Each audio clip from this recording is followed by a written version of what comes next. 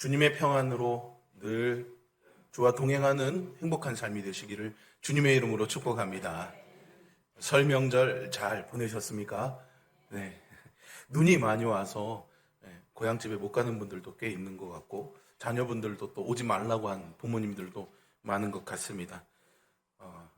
나라 안팎으로 여러 어려움들도 있고 경제 사정도 여의치 않다 보니까 이런저런 상황들이 겹쳐져서 이번 설 명절은 명절 같지 않은 그런 느낌이 들곤 합니다. 지난해 연말 우리나라는 이런 계엄과 탄핵 사태로 인해서 걷잡을 수 없는 혼란의 소용돌이에 빠졌죠. 불의의 항공기사고로 179명의 안타까운 희생자가 발생해서 온 나라가 슬픔에 쌓이기도 했습니다. 나라 밖으로 눈을 돌려봐도요, 참혹하고 끔찍한 인간의 악의 끝이 이런 건가 싶을 만큼 그런 어려운 상황들이 눈에 들어옵니다. 3년 가까이 이어지고 있는 우크라이나 전쟁에서 발생한 민간인 사망자 수가 작년 10월까지 통계만 해도 12,000명에 이른다고 합니다. 최근에는 이 전쟁에 우리 동포인 북한군도 투입이 돼서 1,000명에 가까운 전사자가 나왔다는 뉴스를 접했는데요. 참 안타까운 마음이 듭니다. 중동에서 이스라엘과 하마스 전쟁도 최근에 휴전협정이 맺어져서 15개월 만에 전쟁이 중단됐지만요. 여전히 이 종전까지는 많은 난관들이 남아있다고 합니다.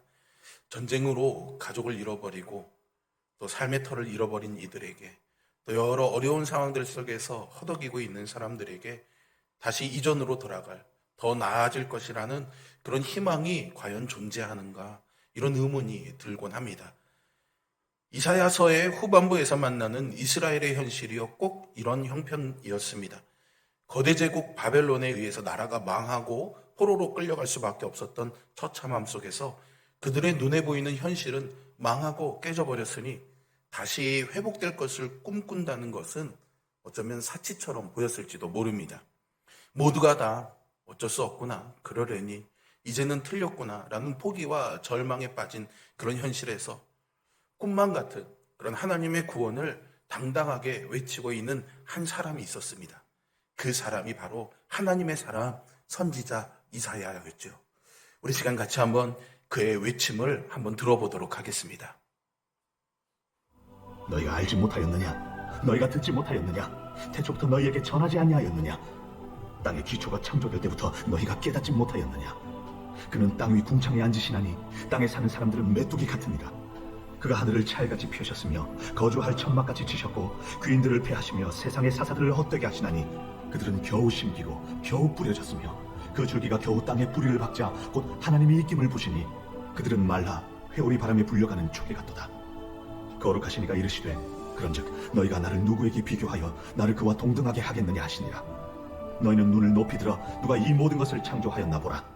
주께서는 수요대로 만상을 이끌어내시고 그들의 모든 이름을 부르시나니 그의 권세가 크고 그의 능력이 강함으로 하나도 빠짐이 없느니라.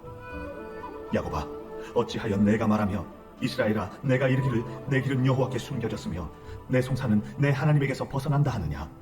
너는 알지 못하였느냐 듣지 못하였느냐. 영원하신 하나님 여호와 땅끝까지 창조하신 이는 피곤하지 않으시며 곤비하지 않으시며 명철이 한이 없으시며 피곤한 자에게는 능력을 주시며 무능한 자에게는 힘을 더하시나니 소년이라도 피곤하며 곤비하며 장정이라도 넘어지며 쓰러지되 오직 여호와를 앙망하는 자는 새 힘을 얻으리니 독수리가 날개치며 올라감 같을 것이요 다른 박질하여도 곤비하지 아니하겠고 걸어가도 피곤하지 아니하리로다. 아멘. 여러분, 이 이사야의 말이 어떻게 들리십니까?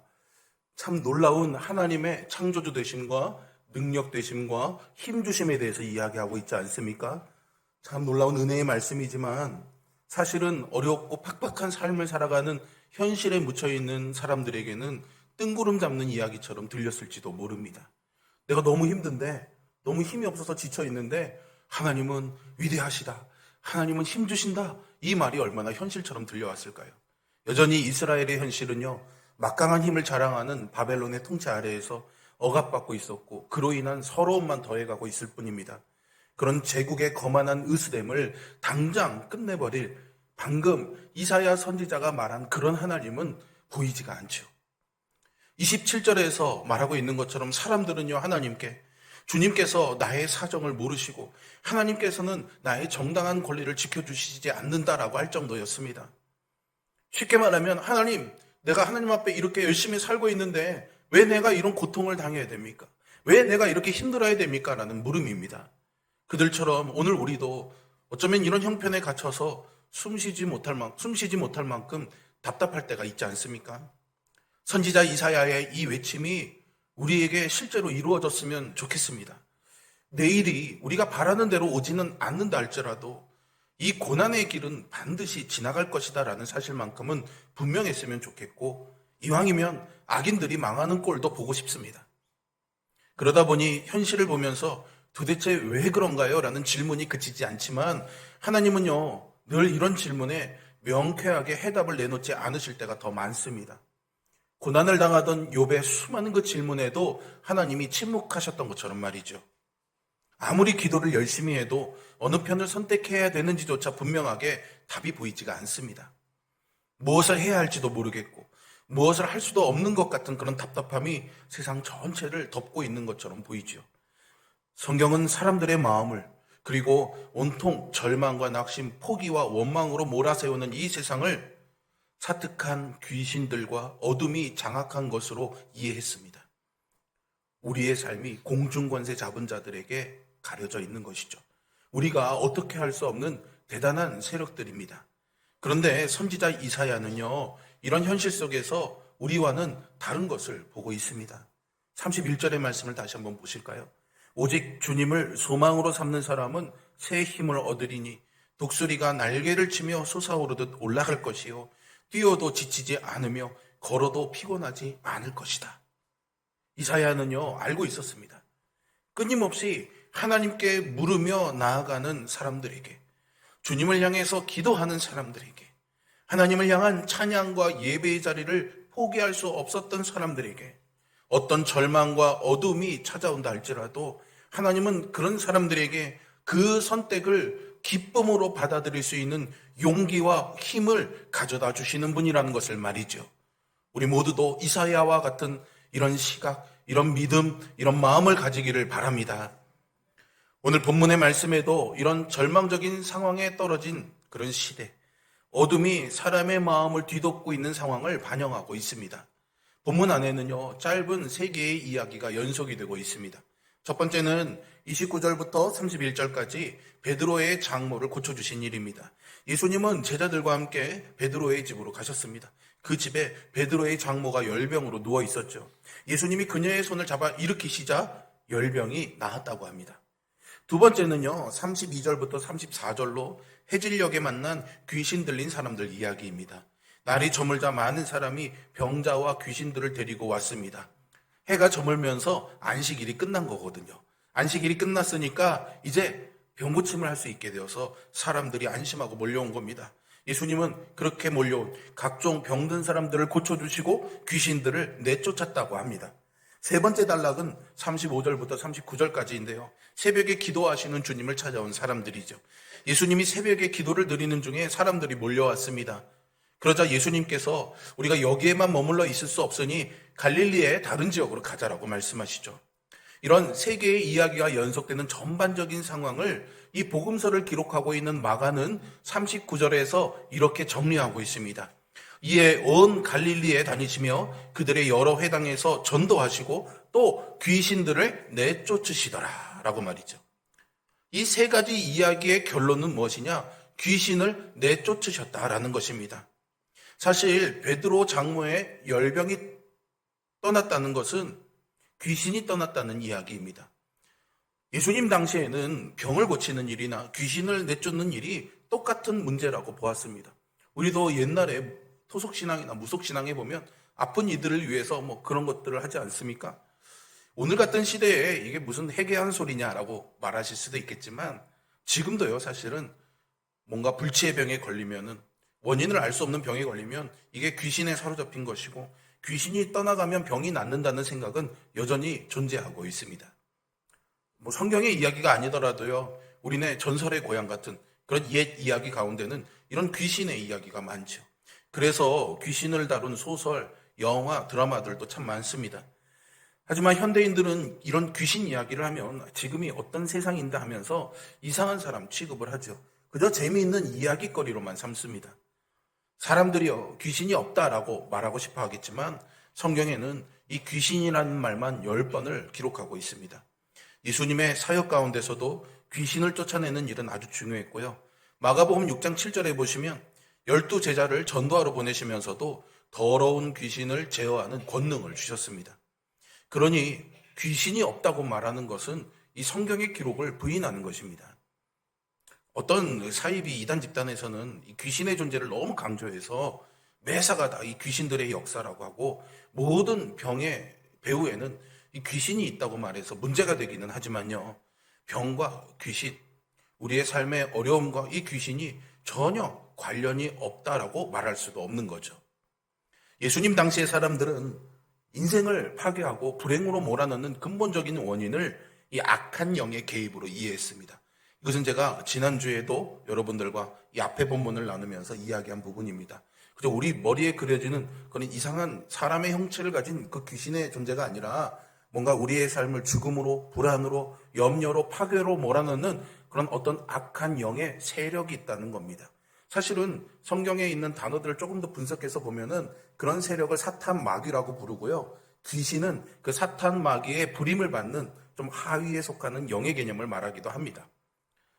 어쨌든 이런 악한 영의 개입으로 우리 인생이 불행해지니까 인생이 행복해지려면 어떻게 해야 될까요? 악한 영을 내쫓아야 되는 거죠. 이게 무슨 말인지 좀 모호하고 목사님이 또 무슨 귀신 얘기를 이렇게 많이 하나 이렇게 싶으신 분들도 있겠지만 이렇게 설명해 보면 어떨까요? 우리가 살면서요 정말 이해할 수 없는 일들이 일어나지 않습니까? 지난해 연말에도 아까도 말씀드렸지만 정말로 이유도 알 수 없고 원인도 알 수 없는 항공기 사고로 수많은 사람들이 희생됩니다. 그런 큰 사건도 있지만 우리의 삶에 소소하고 작은 그런 일들을 우리가 많이 만나게 되죠. 아프기도 하고 배신을 당하기도 합니다. 열심히 살았지만 그것과 반대되는 나쁜 결과를 만나기도 하죠. 말이 되지 않을 정도로 이상한 일들이 일어납니다. 이런 일들을 여러분들은 어떻게 이해하십니까? 대부분의 사람들은요, 이것을 뭔가 자신의 죄 때문에 어떤 과오 때문이라고 생각합니다. 하지만요, 여러분, 하나님을 깊이 신뢰하는 사람에게는 이런 불행한 일들, 어려운 일들도요, 그 모든 것들이 하나님의 사랑으로 경험될 수가 있습니다. 억울하고 분해서 잠이 오지 않는 일, 두렵고 무서운 일이 어떻게 하나님의 사랑이 될 수 있느냐 물으시는 분도 있겠지만은 하나님이 어떤 분인지를 아는 사람은 이 모든 일들이 다 하나님의 사랑으로 경험이 됩니다.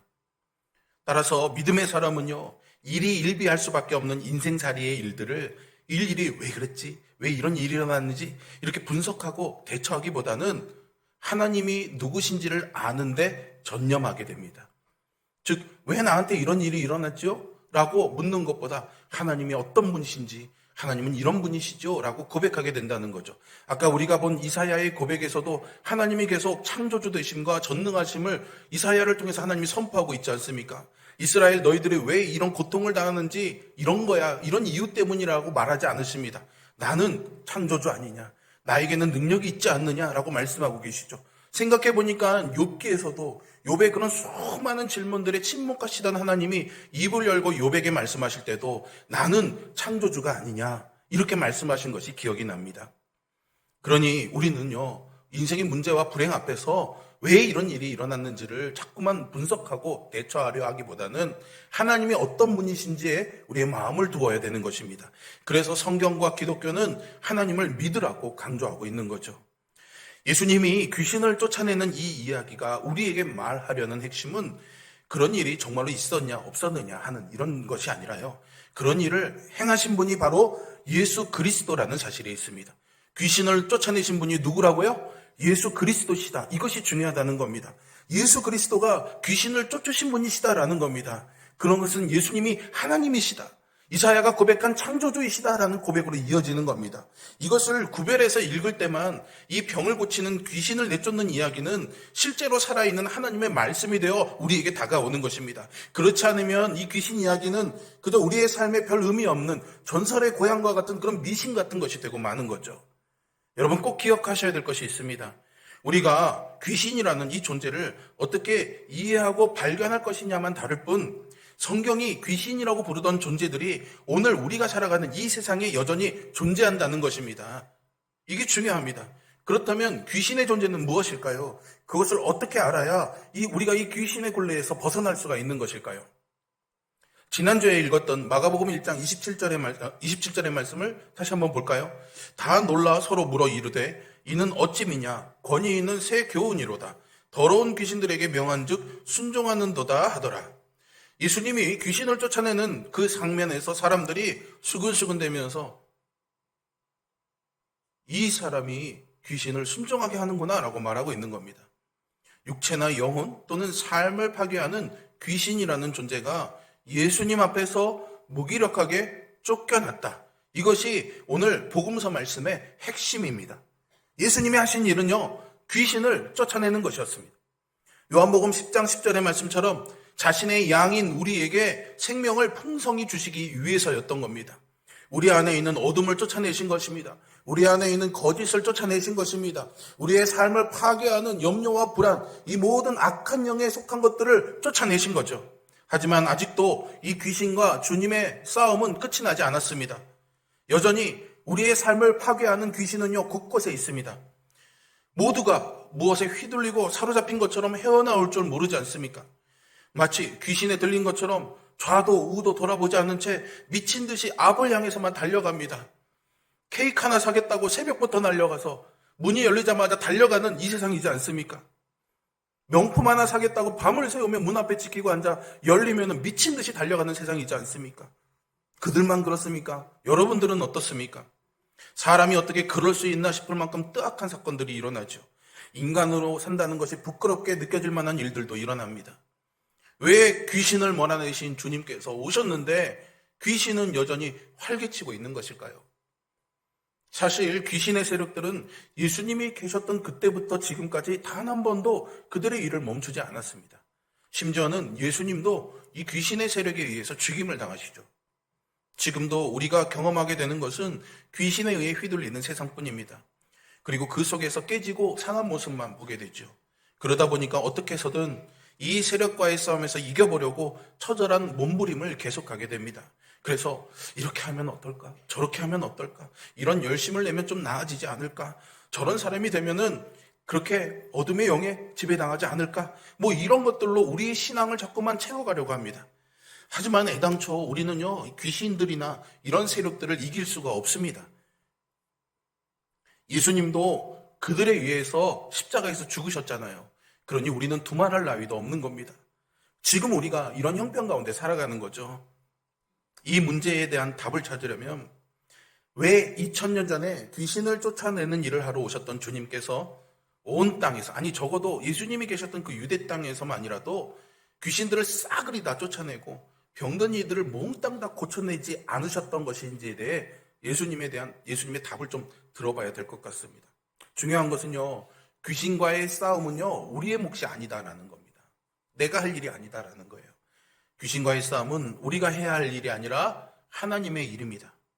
하나님만이 귀신의 힘에서 우리를 구원하실 수 있고 하나님만이 모든 귀신으로부터 자유를 얻는 최후의 승리를 우리에게 주시는 줄 믿으시길 바랍니다.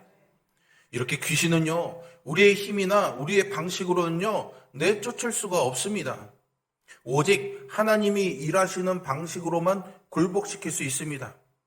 그래서 우리가 나사렛 예수의 이름으로 명하노니 뭐 이런 거 잘하지 않습니까? 그런데 말이죠, 성경에서 발견하는 하나님의 방식이란 것이 우리가 기대하는 방식과 조금 다릅니다. 우리가 생각하는 것은 힘이나 권력을 가지고 능력을 행해서 승리 같은 것을 쟁취하는 것인데 이런 방식이 아니라는 거죠. 하나님의 방식은 오히려 약해지는 것이었습니다. 예수님의 십자가 사건이 바로 그렇죠. 귀신은요, 우리의 생명을 파괴하는 것을 무기로 삼고 목적으로 삼습니다. 유대 종교 지도자들이나 로마의 권력자들이 그랬습니다. 그래서 그들은 늘 문제가 발생하면 돌로 쳐서 사람을 죽이려 했고 예수님을 십자가에 죽이려고 했던 것이죠. 그들의 힘은요, 파괴하고 죽이는 것만 할 수 있었습니다. 그런데 여러분, 그것이 무력화되는 자리가 있습니다. 바로 죽은 자에게는 죽이려는 위협이 무력화될 수 있는 것 아니겠습니까? 생각해 보세요, 여러분. 죽은 사람에게 죽음이 무슨 의미가 있겠습니까?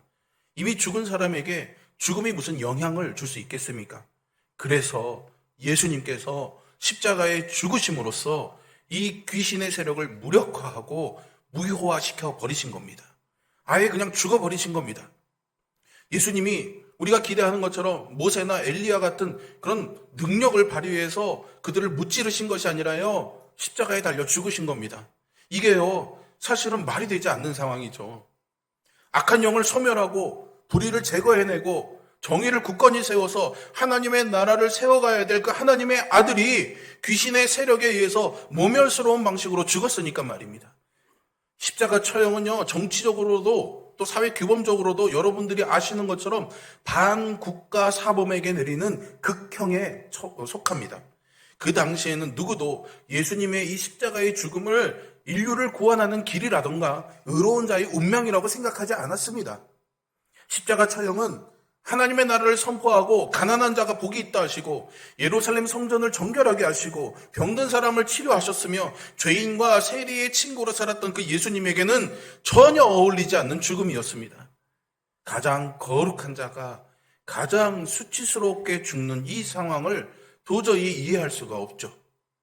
제자들도요, 이런 죽음을 긋고 뜯어 말렸습니다. 그런데 예수님은 도살장에 끌려가는 어린 양처럼 그 운명에 순종하셨죠. 오늘 우리가 일반적으로 생각하는 귀신을 쫓아내는 능력과는 전혀 반대의 길이었습니다. 만약 예수님의 운명이 이 십자가 처형으로 끝났다면은 십자가 사건은요, 하나님 나라에 영원히 사로잡혀서 몸부림쳤던 한 유대인 젊은 선지자의 억울한 죽음이었다고 역사는 기록했을 것입니다. 실망한 예수님의 제자들도 모두 뿔뿔이 흩어지고 말았겠죠. 그런데 예수님의 운명은 바로 이 지점부터 새로운 차원으로 비약하게 됩니다. 하나님이요, 그를 죽은 자들 가운데서 사흘 만에 다시 살리셨거든요. 부활하신 겁니다. 제자들도 이 부활하신 예수님을 직접 만남으로써 이제는 죽음에 대한 두려움에서 벗어나 진정한 생명의 풍성함을 누리게 된 것입니다. 이런 경험에서 그들은 예수님의 십자가의 죽음을 더 이상 부끄러워하지 않게 되었습니다. 더 나아가서 자신들에게 십자가의 죽음이 닥쳐와도 두려워하지 않았죠. 죄와 죽음에서 해방된 겁니다. 그래서 우리는 비로소 귀신의 현상이라고 말할 수밖에 없는 이 악한 세력에서 해방된 것이죠. 여전히 우리는 우리 삶에 일어나는 알 수 없는 일들, 죽음의 문제들에 명확한 답을 찾고 귀신의 방해가 없는 형통하고 복된 삶을 원합니다. 인간이라면 누구나 다 똑같을 겁니다. 하지만 예수님은요, 우리를 당신의 제자로 불러주셨습니다. 제자로 부르셨다는 것은 그저 아무런 일도 일어나지 않는 그런 어떤 삶이 아니라 귀신을 제어하고 내쫓는 일을 맡기셨다라는 뜻입니다. 우리가 해야 할 일이 바로 이것이죠. 그런데 여기에 한 가지 의문점이 남습니다. 병을 낫게 하시고 귀신을 쫓으신 다음의 일인데요. 34절의 말씀을 보실까요? 그는 온갖 병에 걸린 사람들을 고쳐주시고 많은 귀신을 내쫓으셨다. 예수께서는 귀신들이 말하는 것을 허락하지 않으셨다. 그들이 예수가 누구인지를 알았기 때문이다. 여러분 한번 생각해 보세요. 귀신들은 예수님이 어떤 분인지를 알았답니다. 하나님인 줄 알았다는 거죠. 그러니 이 귀신들이 예수가 하나님의 아들이다라고 말하고 다니면 사람들이 얼마나 열광했겠습니까? 그런데 예수님이 이 귀신들의 입을 막으셨습니다. 우리의 기대나 예상과는 너무나 다르죠. 이유는 너무나 분명합니다. 악하고 더러운 세력을 몰아내고 주님을 믿는 선택은요, 우리 안에서 일어나는 일이기 때문입니다. 귀신으로부터 돌이켜 주님께로 향하는 것도 우리의 몫이고 우리의 책임이라는 거죠. 믿음은 제 몫의 경험이라는 말입니다. 그럼에도 여전히 악의 존재가요, 이미 우리 안에 너무나 뿌리 깊게 박혀 있습니다. 앞서 말씀드렸지만 우리 안에 숨어 있는 이런 악의 세력과 맞서 싸우려면 우리는 늘 질 수밖에 없습니다. 어둠을 물리치기 위해서 우리가 빛이 되려고 하는 것은요, 어리석은 짓입니다. 우리는 빛이 아니기 때문입니다. 방법은 한 가지뿐이죠. 모든 어둠을 밝히시는 그분, 예수님께 잇대는 것, 빛이신 예수 그리스도께서 내 안에 오시는 것입니다. 주님을 통해서 무엇을 하려고 하는 것이 아니라 주님께 닿기만 하면 살 수 있다. 주님께만 잇대면 살 수 있다. 주님과 연결되면 살 수 있다. 이것이 믿음이고 이 믿음이 우리를 살릴 것입니다. 그래서인가요? 누가복음에 보시면 12해를 혈루증을 앓던 여인이 예수님의 옷자락이라도 붙잡지 않습니까? 그렇게라도 예수님께 잇대어져 있으면, 예수님의 옷자락이라도 붙잡으면 살 수 있다. 주님은 그것을 믿음이라고 보셨던 겁니다. 그리고 그녀를 치유하셨고 그녀를 자유케 하셨고 해방시켰던 것이죠. 우리 모두도 이 시간 주님의 그 옷자락을 붙잡는 믿음 가진 자들이 될 수 있기를 주님의 이름으로 축복합니다. 바울은요, 성령 충만한 능력 있는 사도였습니다. 그가 가는 곳에는요, 기적들이 일어났습니다. 귀신도 쫓겨나고 병든 사람도 고쳐나고 뱀에 물려도 죽지 않았죠. 사도행전 19장 12절에 보시면요, 얼마나 능력이 있었던지 그가 지니고 있던 손수건이나 그가 두르고 있던 앞치마를 아픈 사람 위에 올려놓기만 해도 병이 나았고 귀신이 쫓겨났다고 합니다. 저도 이런 능력이 있으면 참 좋겠는데요. 그런데 중요한 게 있습니다. 귀신을 쫓거나 병을 고쳐주는 일이 이 바울에게 중요한 일이 아니었다라는 거예요. 자기가 복음을 전하는 일에 아주 필요한 사역으로 여기지 않았다는 거예요. 가장 중요한 것은요, 이것이었습니다. 고린도전서 9장 23절에서 이렇게 고백합니다. 내가 복음을 위하여 모든 것을 행함은 복음에 참여하고자 함이다 라고 말이죠. 여러분, 여기서 복음을요, 예수 그리스도로 바꿔서 같이 한번 읽어보겠습니다. 시작. 내가 예수 그리스도를 위하여 모든 것을 행함은 예수 그리스도에 참여하고자 함이다. 아멘. 복음에 참여한다는 것은요, 전도하고 선교하고 봉사하고 어떤 일을 한다는 것이 아니었던 거죠. 복음이 바로 예수님이시고, 복음이 무엇입니까? 예수님이 하신 말씀이었습니다. 주님이 하신 말이 복음인 거죠. 그것을 정리한 논리나 신학적인 어떤 견해가 복음이 아닙니다, 여러분. 그러니 바울이 고백한 것처럼 복음에 참여한다는 것은 무엇입니까? 복음이신 예수님의 말씀을 듣고 그 예수님의 말씀을 품고 예수 그리스도 안에 있고 예수 그리스도와 함께 살아가는 것입니다. 예수님의 말씀에 사로잡히고 전적으로 그분의 능력에 의존하고 그분의 은혜와 사랑, 그분이 말씀하신 하나님의 나라를 우리의 삶에서 현실로 누리면서 살아가는 것, 이것이 바로 복음에 참여하는 것이죠. 그러므로 우리에게는 하나님 나라의 복음으로 이 땅에 오신 예수님께 잇대어져서 그분의 옷자락을 붙잡고 오직 그분의 안에서 그분을 통해서 생명의 풍성함과 기쁨을 발견해낼 줄로 믿습니다. 늘 우리에게 이런 소망만 있는 것은 아니죠. 힘든 일도 있고 그래서 지쳐서 쓰러지기도 합니다. 사람의 말에 흔들리기도 하고 시험을 당하기도 하죠. 그렇게 시험이 찾아오면 넘어지기도 하고 알 수 없는 병 때문에 고통스러워하기도 합니다. 뭔가 내 삶에 이런 악한 영의 그림자가 드리워진 것 같아서 불안해하고 염려하기도 하죠. 그럴 때면 정말로 손가락 하나 까딱하지 못할 만큼 낙심하거나 절망에 빠지곤 합니다. 사랑하는 성도 여러분, 그때 우리는 예수 그리스도께 잇대어져 있음을 잊지 말아야 됩니다. 눈앞에 보이는 현실이 암울하다 할지라도 그 예수님께 잇대어져 있다는 것을 잊지 마시고 여러분들의 믿음의 손을 내뻗어 예수님의 옷자락을 붙잡으시기를 축복합니다. 그리고 여러분, 우리를 도우시는 하나님이 천지의 창조주이십니다.